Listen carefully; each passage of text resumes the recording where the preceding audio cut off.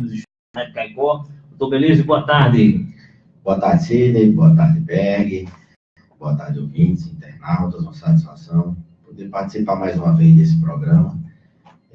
Queria, Sidney, antes de começar, mandar um abraço para o sargento da Silva, lá em São Fernando, que a gente teve esse final de semana lá na Ramada, e ele fazendo a ronda lá na zona rural, uma coisa muito bacana, diga-se de passagem.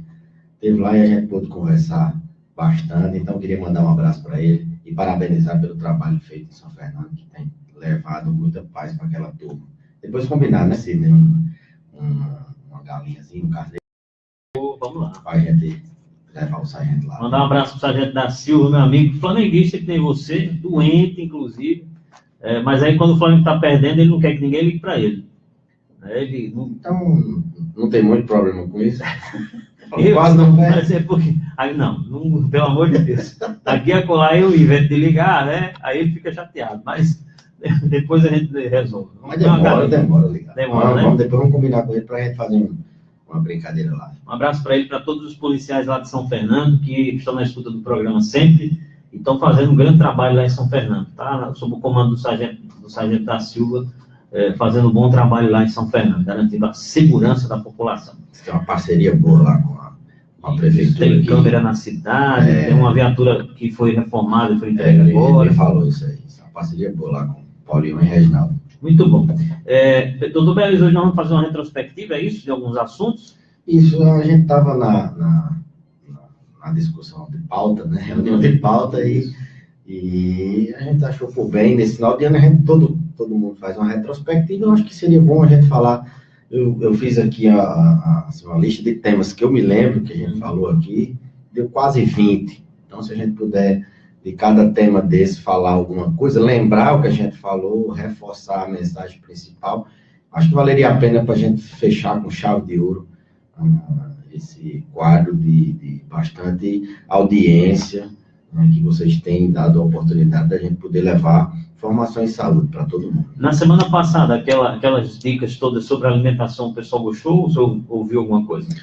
Pessoal mesmo, eu estando no meu limite de conhecimento na questão da nutrição, mas foi muito bem, às vezes, a gente pensa que um programa que a gente prepara vai ser aquilo, mas não é, e às vezes a gente nem tão preparou, foi muito bem. O pessoal achou muito válido de tomar remédio no dia ou não, de quando ingerir álcool, ingerir líquido também, para ficar hidratado, prevenção de queda, de não ficar forçando as pessoas idosas a ficarem muito tempo acordadas, levar aquela que quer ir aproveitar a festa, levar, mas as que não quiserem ficar, enfim, foi um feedback muito bom, que é isso que a gente tenta simplificar pelas ondas do rádio, alguma coisa que possa impactar no cuidado a pessoa que está lá do outro lado, idosa, ou aquelas pessoas que pretendem envelhecer com saúde.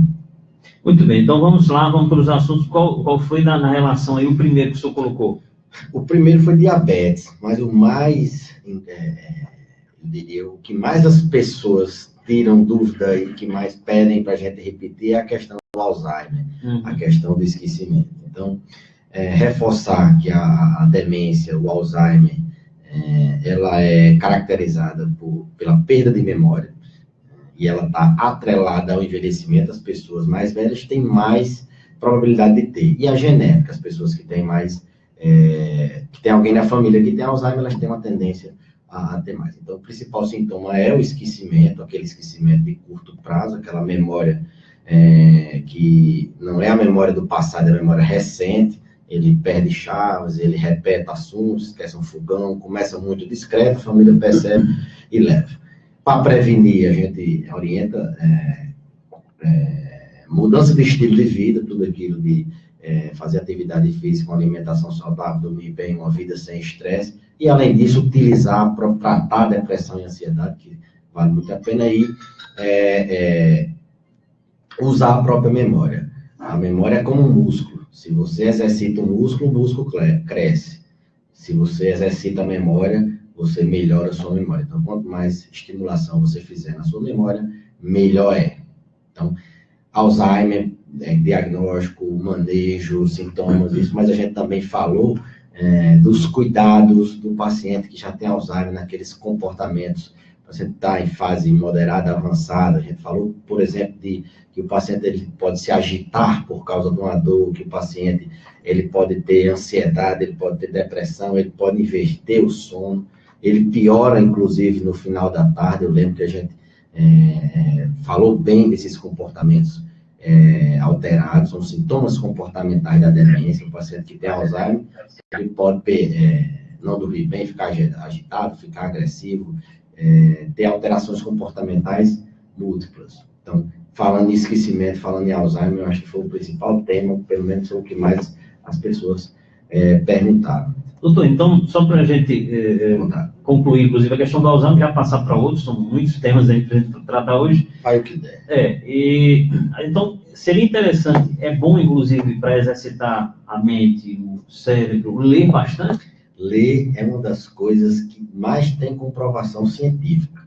Ler e saber o que está lendo. Então, quanto mais você lê, quanto mais você aumentar o seu nível de escolaridade, quanto mais coisas você puder aprender, um idioma, um instrumento musical, aprender uma comida nova, não adianta você manter essa mente ativa com as mesmas coisas. Você tem que estimular várias áreas do cérebro.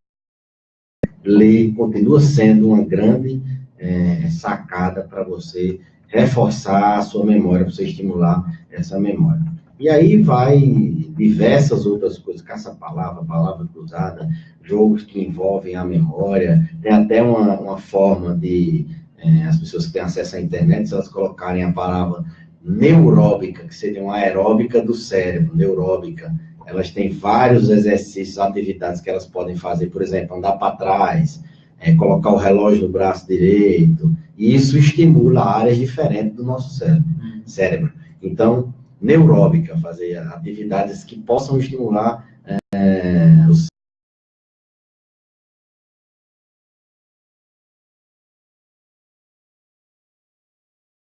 crônicas, né? A gente viu que a terceira idade é uma idade das pessoas se queixarem muito de dor, né? É a idade do condor, como as pessoas dizem.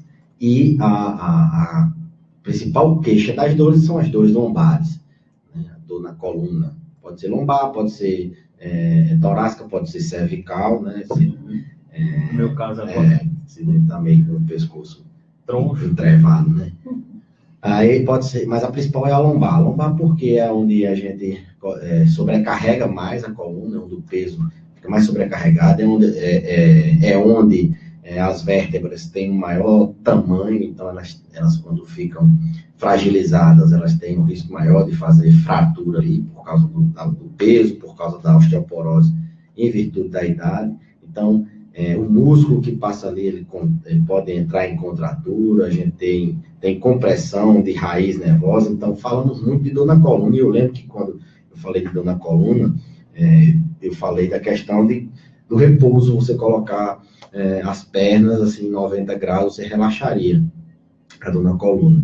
E lembro de eu ter falado que dor na coluna não pode ser uma coisa muito simples, mas pode ser uma coisa, um aviso de diversas outras causas, bem menos frequentes, por exemplo, uma fratura por osteoporose, a microfratura osteoporótica que a gente chama.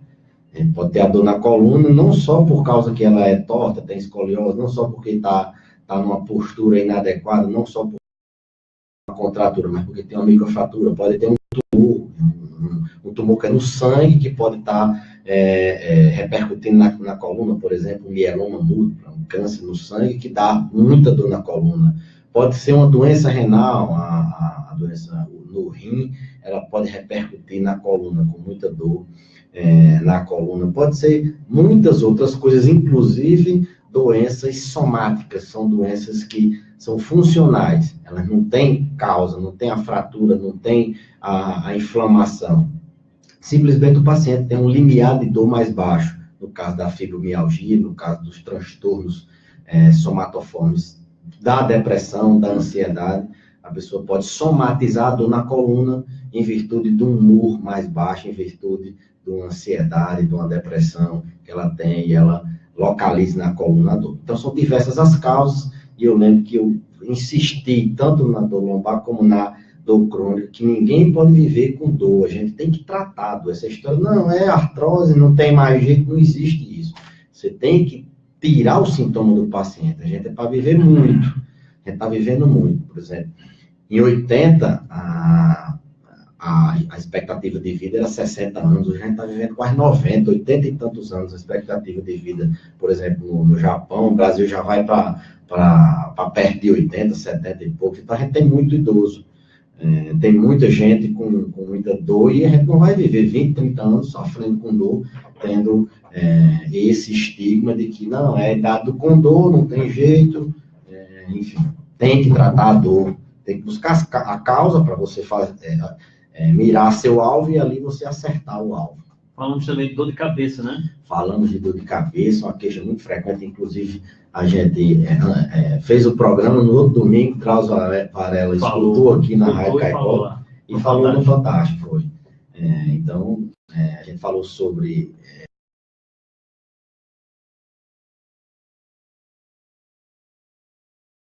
chata, que geralmente limita o indivíduo de trabalhar, ela lateja, geralmente ela é só de um lado, e ela vem associada às vezes com tontura, vem associada com vontade de vomitar. Um tipo de dor de cabeça, mas a gente falou também que 30% das dores de cabeça, elas são do tipo não enxaquecosas, né? Elas são cefaleia tensional, é uma dor de cabeça mais leve, de leve a moderada, a intensidade da dor, a dor ela se caracteriza por uma espécie de compressão, a dor apertando na cabeça, as pessoas dizem, não, doutor, está latejando minha cabeça, é uma dor em aperto, e que está geralmente associada com estresse, com ansiedade, com perda de sono, com algumas outras causas. A enxaqueca, ela é genética, você nasceu com aquela predisposição a ter aquela dor enxaquecosa. A gente viu que também, além de tratar, a gente não fica só tratando as crises, a gente faz uma medicação para diminuir a quantidade de vezes que você tem crise de dor, de enxaqueca na semana, no mês, e diminuir a intensidade. A ideia do tratamento é essa, diminuir a frequência e diminuir a intensidade da dor, fazer com que você tome menos remédio, vá menos ao pronto-socorro e tenha uma qualidade de vida melhor. Doutor, sobre essa questão da enxaqueca, eu vejo muita gente que diz que tem a dor de cabeça, e com essas características que o senhor falou aí, latejando, fica sensível à luz, da ânsia de vômito, ao som também fica sensível e tal, e aí a pessoa não procura o médico, ela se automedica, compra um Neusadinho. Exatamente, e vai prolongando o problema, deixando para depois, não é isso? A resolução, tem que procurar o médico. Até porque, Sidney, a gente comentou no dia que o fato de você ficar usando analgésico, de você ficar usando medicamento, você vai tornando o organismo tolerante. Aquela enxaqueca, ela vai, ao invés de resolver com um comprimido, ela vai necessitar de 2. E se você toma 2, vai tomando 3, vai tomando todo dia. E quando você precisa, às vezes, você tem a enxaqueca de rebote, a enxaqueca em virtude de anti-inflamatório e de analgésico. Então, o ideal é buscar o médico e tratar, fazer esse tratamento preventivo, esse tratamento que você possa evitar de estar tomando tanto para dor nas crises, evitar de ter mais crises e evitar que as crises sejam tão intensas. Então, a automedicação, nesse caso, ela é muito maléfica, pode até ser a causa da piora da enxaqueca. Sobre a diabetes, voltando aí para a diabetes, existem situações em que a pessoa diabética, né, doutor, ele pode, inclusive, perder o membro, ter amputado um pé, um dedo, uma mão, não é isso? Isso. Por causa da complicação. A gente chamou bem a atenção para o pé diabético, as pessoas olharem o pé, ter um espelhinho para ver debaixo do pé. Todo dia, quem tem diabetes, todo dia tem que olhar o pé, evitar fazer aquele canto de unha muito, que corre o risco de levar a ferir a pele, evitar rachar. Porque às vezes a unha encravada, ela vai acabar... Amputa. Tem muita gente internada na UTI porque foi por causa de uma unha encravada, e muita gente descompensa a diabetes, faz uma infecção, generaliza e às vezes tem que amputar o dedo. Então, muito cuidado quando for ter cuidado quando for tratar as unhas, hidratar, evitar de rachadura, tomar os medicamentos, a maior prevenção de amputação é você manter sua diabetes ali controlada, tomando remédio, fazendo atividade física, fazendo a questão da dieta. Então, uma das coisas que a gente reforçou bem foi o pé do diabetes, porque a gente falou aqui, eu lembro bem desse dado, que 70% das amputações, ou seja, de 10 pacientes, se a gente examinar o pé do paciente e orientar isso, de só ele olhar o pé, a gente consegue diminuir 70% das pessoas que amputam o pé diabético, que é a solução para quando o paciente tem infecção e não tem mais.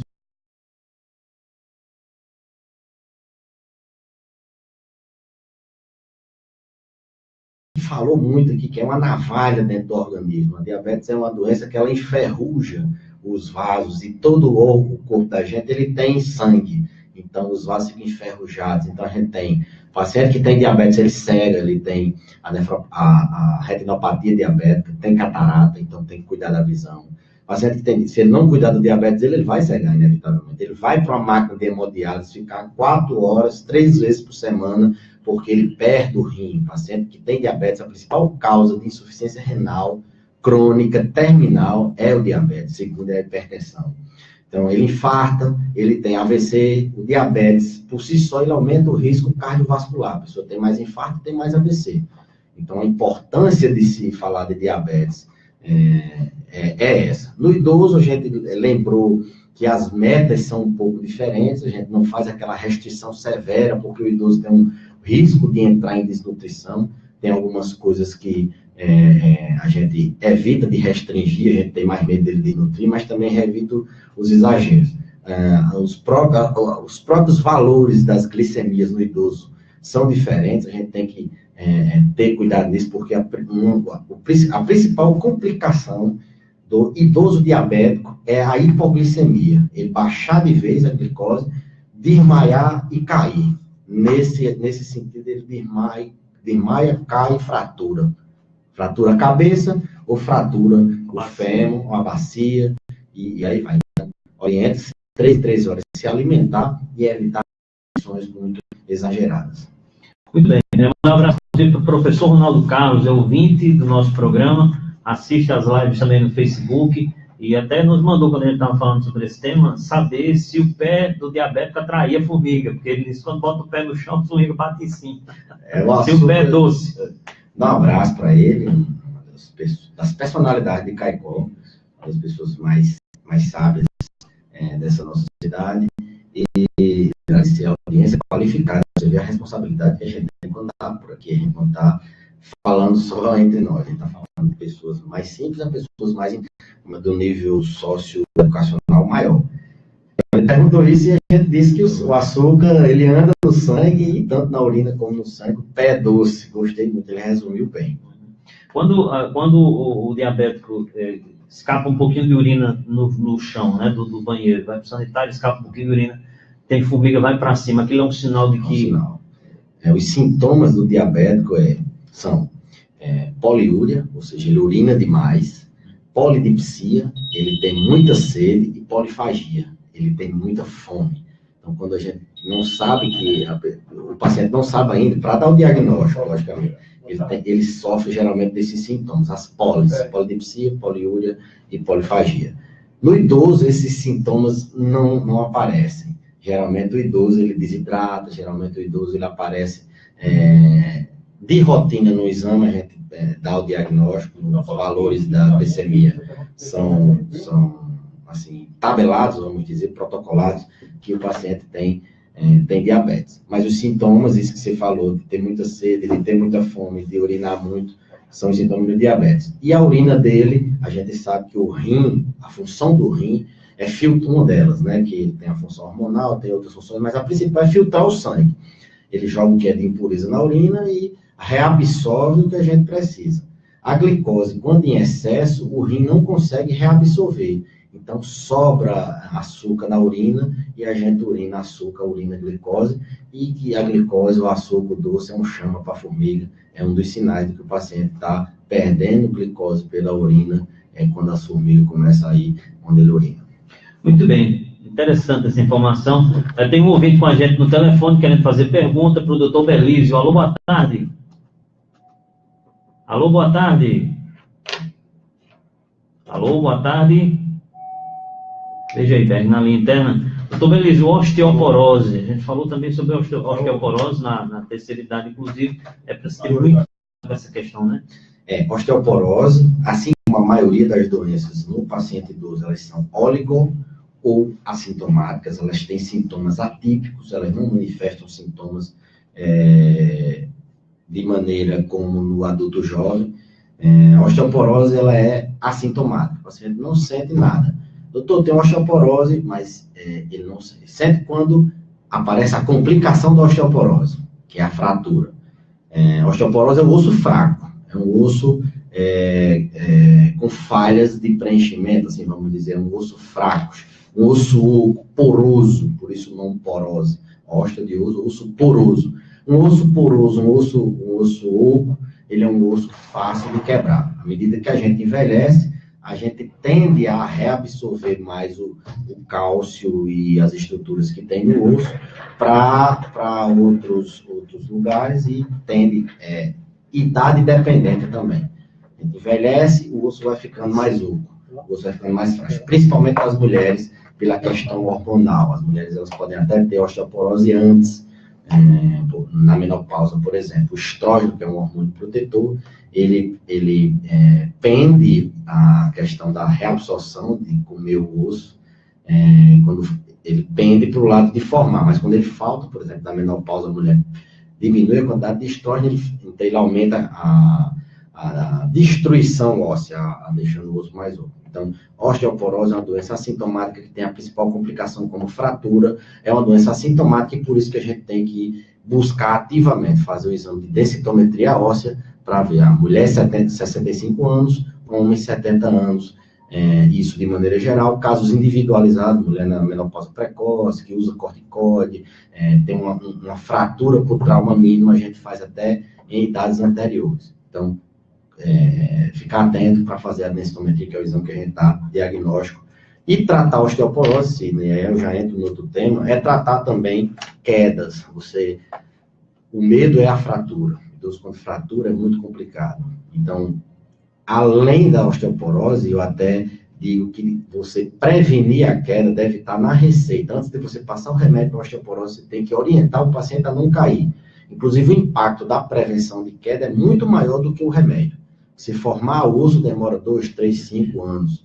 Você diminuir o risco de queda, ele não caindo, ele não fratura, assim, vamos dizer. Então, é muito mais importante você orientar ele a reforçar a musculatura, fazer atividade física, e isso diminui o risco de queda. Ele tratar a vista dele para não cair, ele tratar a tontura dele para não cair, evitar o uso de remédio inapropriado, por exemplo, toma remédio para dormir sem prescrição médica e aquele remédio dá queda, né? Tem diversas doenças que levam a queda. Então, tratar ele e tratar o ambiente. Tapete, piso escorregadio, banheiro escorregadio, barra de apoio, sofá.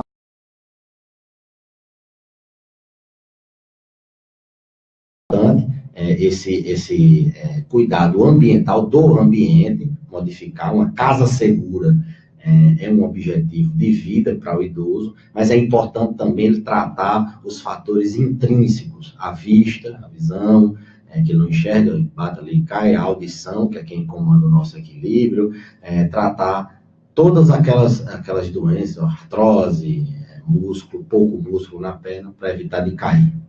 Falamos também, né, doutor, falamos também sobre depressão. Nós falamos um pouco sobre depressão também, que é uma situação, inclusive, bem focada hoje em praticamente todo mundo, né? Algumas pessoas chegam a dizer que a doença do século, né, de tão grave que ela é. Depressão vai ser a segunda causa a segunda doença mais frequente nos próximos dias.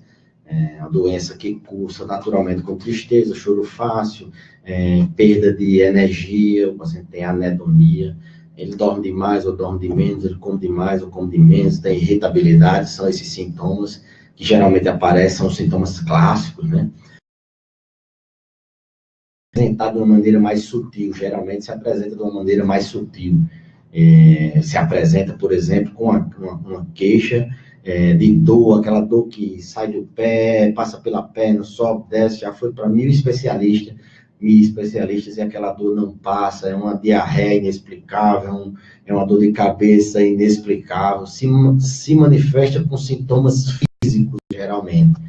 São sintomas atípicos. Lógico que o idoso, ele também chora, ele tem tristeza, mas ele não manifesta a depressão geralmente dessa forma. Ele se manifesta, eu diria, dando sinais indiretos. Eu estou com depressão, ele se isola, ele fica mais irritado, ele tem uma diminuição na paciência com o envelhecimento normal, mas ele fica mais irritado do que é. Ele dorme demais ou dorme de menos, geralmente perde o apetite. É uma doença que tem um impacto no comando do corpo, eu sempre digo, é a mente, é o cérebro. Você tendo um problema no centro de controle, você tem problema no corpo todo. Então, quem tem depressão, quem tem ansiedade, ele tem hipertensão, ele tem a pressão alta, ele não dorme bem, ele tem alteração no nível da glicose dele, ele altera diabetes, ele demencia, ele faz Alzheimer. Por isso que eu falei naquelas medidas de prevenção, tratada. E o idoso, ele tem um risco muito maior de ter depressão. Além de ser mais grave nele, ele tem um risco de ter mais depressão. Porque o envelhecimento favorece isso, não só o envelhecimento físico, a diminuição de neurotransmissores no cérebro, mas o ambiente. Ele perde amigos, o idoso, ele tem o estigma da família de deixar ele lá num canto e ninguém dá atenção a ele, o idoso escuta menos, ele não tem paciência para conversar com ninguém, ele tem mais limitação física, ele tem saudade do tempo que ele era independente, então tem fatores de risco muito maiores para... Ele sabe que está perto de morrer, na própria proximidade de morte. É muito frequente e que valeu a pena a gente orientar uma incidência muito alta, sem falar na questão do suicídio, que a gente também comentou aqui, que é o evento catastrófico da depressão, e que no idoso o suicídio, embora seja menos tentado, seja menos frequente, mas ele é mais eficaz.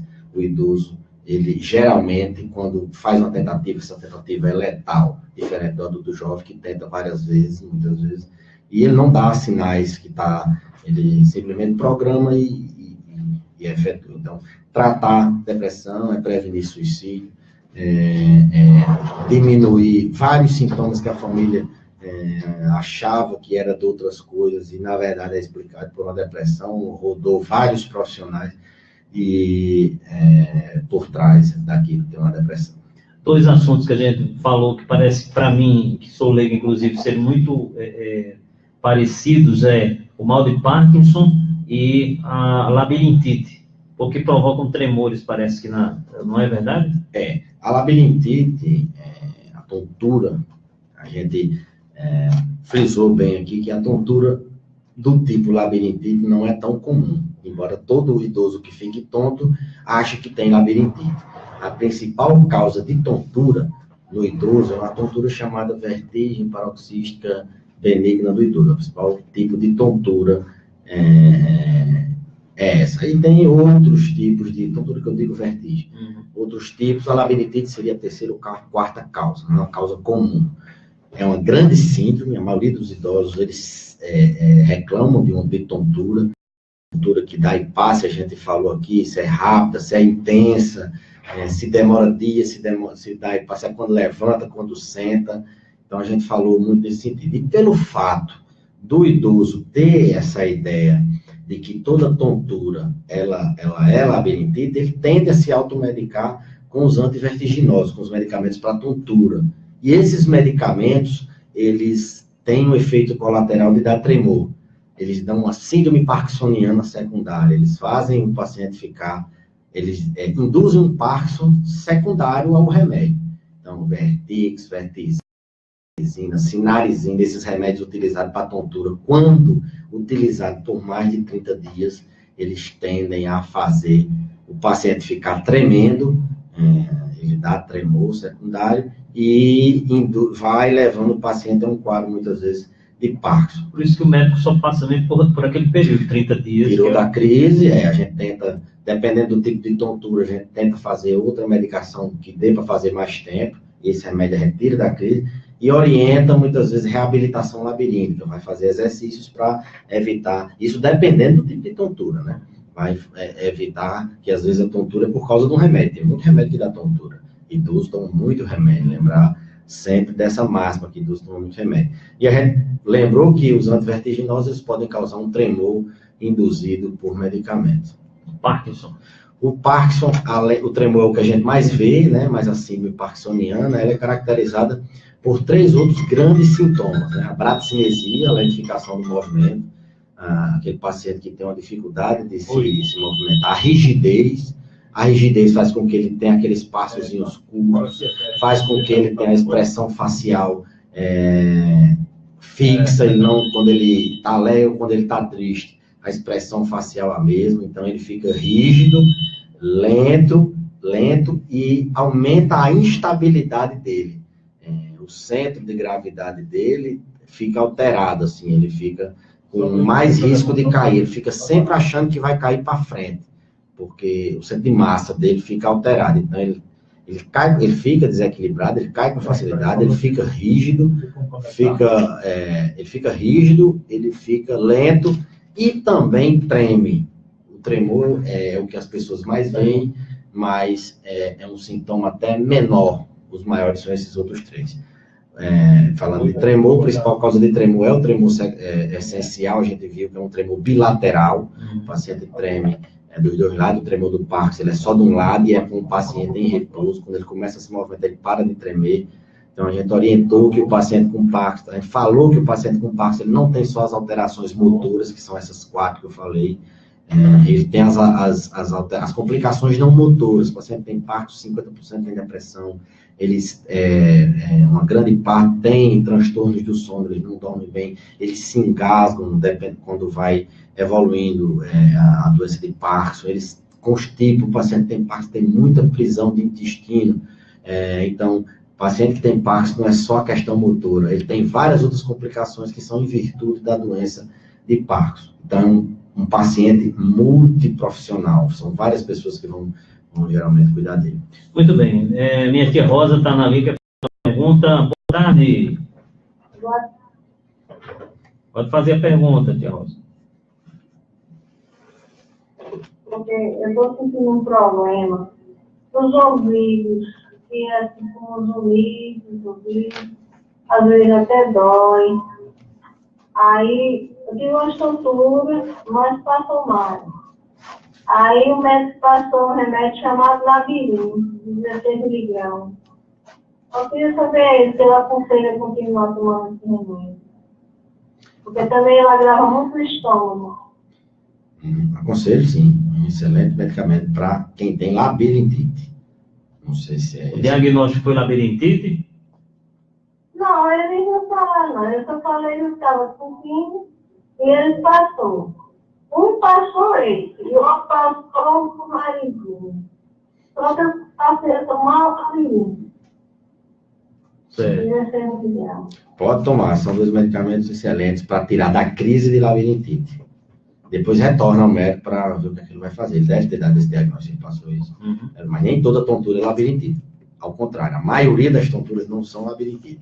Mas o médico deve ter feito esse diagnóstico de labirintite, deve ter medicado, continue o tratamento orientado. E o zumbido, pode ser alguma coisa relacionada? Zumbido é uma doença, um sintoma que está muito relacionado com o aparelho auditivo.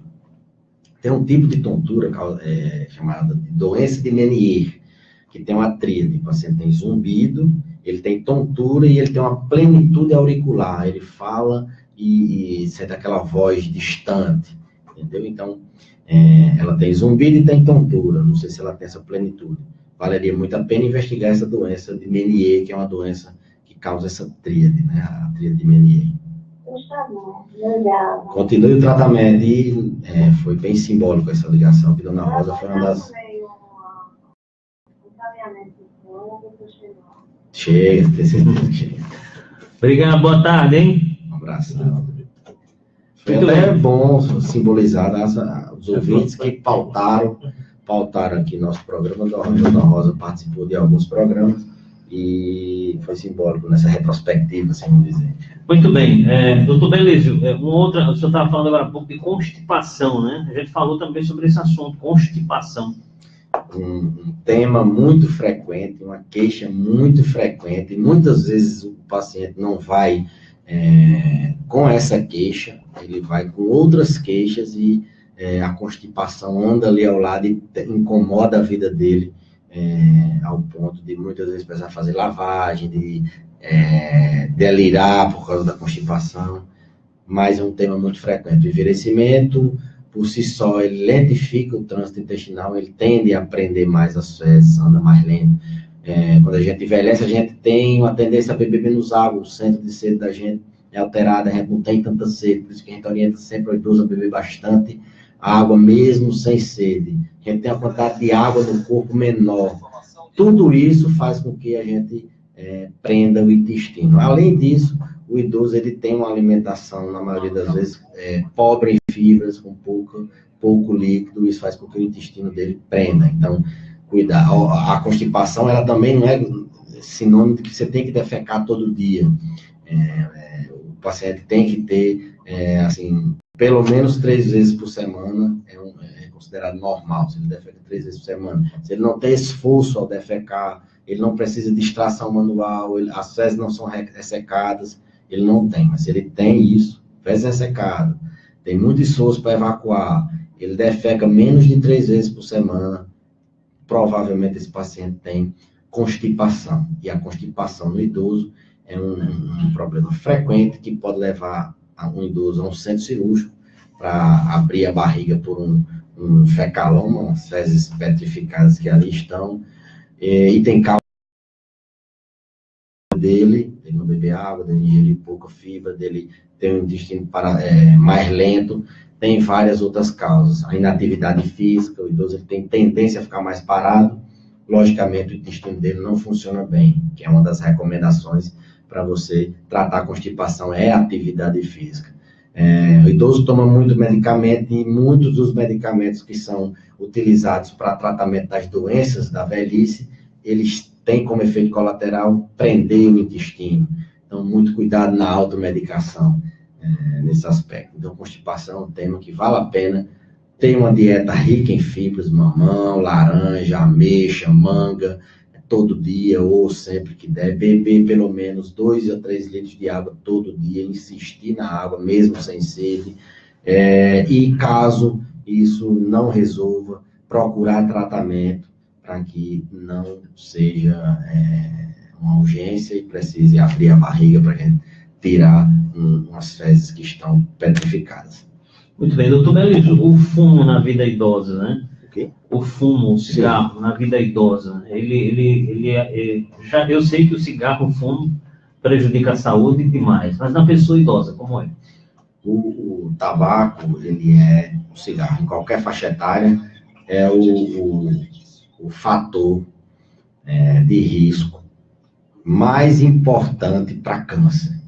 De todas as coisas que se a gente puder evitar, o cigarro, ele é o mais provoca câncer, o mais oncogênico, o mais cancerígeno, como as pessoas falam. Não só do pulmão, câncer de intestino, câncer em diversos outros órgãos são provocados, são assim, despertados, são aumentados a incidência por causa do cigarro. Na terceira idade, é a idade que tem mais risco de ter câncer. Câncer é uma doença praticamente do idoso. A gente tem câncer infantil? Tem câncer do jovem? Tem. Mas a grande maioria das pessoas que têm câncer, elas estão na terceira idade. Por quê?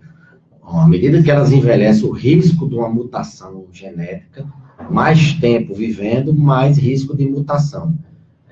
Então, mutação, o risco de câncer aumenta. A célula começa a se proliferar de maneira desordenada, a base de qualquer câncer, e o paciente tem maior risco. Além do tempo de exposição aos agentes carcinógenos, aos agentes cancerígenos. O idoso ele tem mais tempo de exposição aos agentes cancerígenos. Além do câncer, o cigarro também ele provoca várias outras doenças. Ele aumenta o risco cardiovascular, a pessoa que tem um risco X de ter infarto, de ter AVC. Se ela fuma, o risco dela é triplicado, é quadruplicado, ela é muito maior. Se ela ia passar por essa vida sem ter infarto, se ela fuma, ela tem um risco muito maior de ter um infarto e ter que ficar ou morrer ou ficar dependente de medicação, cansando fácil, porque hoje em dia as pessoas falam, mas eu vou fumar, eu vou morrer, se eu não fumar também, eu vou morrer. O problema é que o cigarro, ele não mata de uma hora para outra. Ele faz com que você tenha um câncer e você passe vários anos sofrendo com aquele câncer, faz com que você tenha um AVC e fique dependente pro resto da vida por muito tempo, ele faz com que você, no diabetes, se some e tenha uma amputação, e aí você tem uma limitação. Então, não é bem como a gente quer. É a longo prazo. É a longo prazo. Não, eu fumo porque se eu não fumar, é a mesma coisa. Eu vou beber água, se eu não beber, eu morro. Isso é um pensamento do século, da Idade Média. Hoje, com os meios de comunicação, hoje com a internet, com tudo isso, com o nosso programa aí, por Inserido Oeste, não se cabe mais esse tipo de pensamento. Então, além do câncer, aumenta o risco cardiovascular. Ataca pulmão também, né? Ataca pulmão e causa o famoso enfisema pulmonar. Doença pulmonar obstrutiva crônica. É uma doença causada, a agressão da fumaça nos brônquios, onde passa o ar que vai para o pulmão. Aquela fumaça vai agredindo aquela parede ali. Com o tempo, aquela parede vai se defendendo, a agressão, a defesa vai se defendendo. Com o tempo, ela não consegue mais se defender e fibrosa a passagem do ar. Aquela elasticidade que a via aérea tem para a gente poder respirar bem, começa a ficar rígida. Então, começa a não abrir mais o pulmão. A passagem de ar estando diminuída, o que é que acontece? Cansaço. Então, enfisema tem muitas pessoas que têm enfisema pulmonar estão sempre tendo crise de cansaço, dependem de oxigênio. Então, você que fuma, sai na terceira idade, muito provavelmente você vai ter esse enfisema, vai ter que ficar usando bombinhas, vai ter que ficar sempre frequentando o hospital com crise de cansaço, vai ter pneumonia mais fácil, o pulmão está fraco, fragilizado, não tem mais os cílios, que a gente tem, uns pelinhos que a gente tem dentro do pulmão que bota, faz com que os agentes agressores não penetrem no pulmão, se perdem com a fumaça, eles são queimados, assim vamos dizer. A produção de muco, ela é atrapalhada com o cigarro, que é uma forma de você botar para fora, que é uma forma de mecanismo de defesa. Enfim, o cigarro causa câncer, não só no pulmão, ele causa AVC, ele causa infarto, ele causa doenças do pulmão, principalmente a pneumonia, que vai deixar o paciente cansado, se internando, ou muitas vezes dependendo de uma bala de oxigênio para ir para qualquer ambiente da casa. Muito bem, doutor Belício. 13 horas e 22 minutos. Falamos aí quase todos os temas que a gente abordou esse ano, mas a gente está encerrando o programa por hoje e a gente quer agradecer demais sua participação aqui no programa Envelhecer com Saúde. É o último de 2017, né? O último de 2017. Próxima semana já vai ser 2018, ele já vai estar aqui, se Deus quiser, trazendo novas informações para os ouvintes que nos acompanham. Abraçar a Dalva Carvalho, que está ouvindo a gente em Goiânia, no Pernambuco, né? Abraçar toda a nossa faixa de audiência aqui em Caicó, no Seridó, do Rio Grande do Norte todo, e o pessoal que nos acompanha também pela live no Facebook. Bom fim de ano para o senhor, viu? Obrigado, Cine, obrigado, Berga, obrigado a você da Rádio Caicó aí por nos auxiliar, por facilitar essa informação que chega ao nosso ouvinte, que pode mudar a vida dele. Desejar um feliz 2018 a todos os nossos pacientes idosos, aos que não são pacientes, idosos, crianças, aos ouvintes da rádio, aos internautas da internet, a todas as pessoas que, direta ou indiretamente, ouvem e participam do nosso programa. E que o próximo ano o Flamengo não faça tanta raiva como fez esse ano. Obrigado. Muito bem. Um abraço, doutor.